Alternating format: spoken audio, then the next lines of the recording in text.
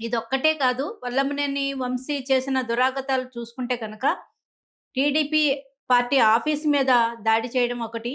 అలాగే ఆయనకు సంబంధించిన ఆహ్, దగ్గరలో ఆయన నియోజకవర్గానికి సంబంధించి ఎన్నో భూ కబ్జాల కేసులు కూడా ఆయన మీద ఉన్నాయి. ఎంతోమంది బాధితులు ప్రభుత్వం మారిన తర్వాత వల్లభనేని వంశీ వాళ్ళ అనుచరులు చేసిన భూదందాల గురించి, ఆక్రమణల గురించి ఎంతోమంది ఫిర్యాదు చేశారు. ఇప్పటికి ఫిర్యాదులు అందుతూనే ఉన్నాయి. జనసేన పార్టీ ఆఫీస్‌కి కానీ, అటు టీడీపీ పార్టీ ఆఫీస్‌కి కానీ.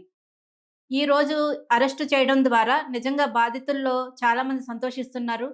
వారు ప్రభుత్వంలో ఉండగా కనీసం అన్యాయం జరిగిందని ఎవరన్నా బయటకు వచ్చి పోలీస్ స్టేషన్‌లో కేసు పెట్టే పరిస్థితులు కూడా ఉండేవి కాదు. ఎందుకంటే ఎవరు బాధితులున్నారో బాధితుల మీదే తిరిగి కేసులు పెట్టేవాళ్ళు.